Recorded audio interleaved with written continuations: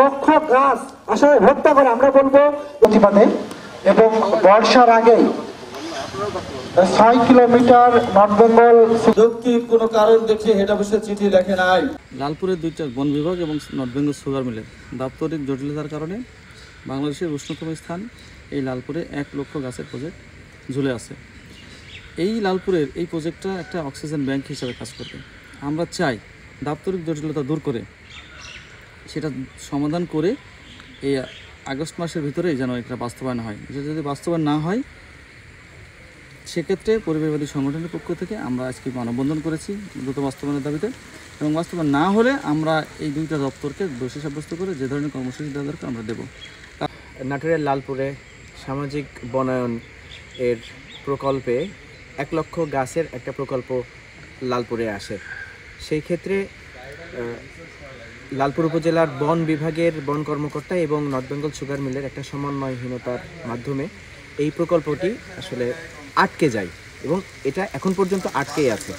তো সেই ক্ষেত্রে আমাদের দাবিটা হচ্ছে যে এই সমন্বয়হীনতা দূর করে কিভাবে যত দ্রুত সম্ভব, যেহেতু এটা এখন বর্ষাকালে হচ্ছে গাছ রোপণ, চারা রোপণ এবং সেটা বাস্তবায়ন করা খুব একটা উপযোগী মৌসুম। সেই ক্ষেত্রে আমাদের দাবি হচ্ছে খুব দ্রুত সমন্বয়হীনতা দূর করে এই প্রকল্প কিভাবে লালপুরে বাস্তবায়ন করা যায় এবং লালপুরটাকে সুন্দর করা যায়, সেই ক্ষেত্রে আমাদের দাবিটা আসলে আমরা পেশ করছি।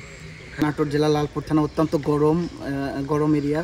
তো সামাজিক বনাঞ্চল বন বিভাগ থেকে যে বৃক্ষরোপণ কর্মসূচি হাতে নেওয়া হয়েছে এখানে, তো এই বন কর্মসূচি বাস্তবায়নে সুগার মিল কর্তৃপক্ষ বাধা প্রদান করছে এবং কর্মসূচি বাস্তবায়ন করতে দিচ্ছে না। তো আমরা কর্তৃপক্ষের দৃষ্টি আকর্ষণ করছি যাতে বন বিভাগ এই বর্ষার মৌসুম শেষ হওয়ার আগেই যাতে এই কর্মসূচিটা যাতে বাস্তবায়িত হয়, আমরা তার কারণে আবেদন জানাচ্ছি। এবং এই জন্য আমাদের যেহেতু লালপুরে 1 লক্ষ গাছ লাগার একটা সুযোগ পাইছি আমরা, সেই সুযোগটা আমাদের মিল কর্তৃপক্ষ সুগার মিল এবং হচ্ছে বন বিভাগের কারণে এটা বাস্তবায়ন হচ্ছে না। আমাদের দাবি হচ্ছে যে আপনারা সমন্বয় করে এটা আমাদের বাস্তবায়ন করে আমাদের একটা এই সুযোগটা বাস্তবায়ন করার সুযোগ বাস্তবায়ন করবেন।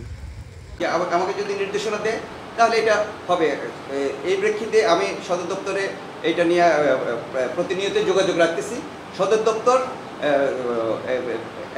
সম্ভবত 23 সাথে প্রধান বন সংরক্ষক কক্ষে একটা চিঠি প্রেরণ করেছেন এই প্রেক্ষিতে, কিন্তু আমি গতকালকেও যোগাযোগ করেছি, প্রধান বন সংরক্ষকের দপ্তর থেকে এখনও সদর দপ্তরে কোনো পত্র আসে নাই। তারপরে যে সুগার মিলের সাথে বন বিভাগের বৃক্ষরোপণ সংক্রান্ত যে সমস্যাটা তৈরি হয়েছিল, সেই লক্ষ্যে আমার অফিসেই বন বিভাগের যে প্রতিনিধি, আমাদের এখানে সাংবাদিকগণ সহ সুগার মিলের এমডি এবং তাদের কর্মকর্তাদের সাথে আমরা 2 বার বৈঠক করেছি।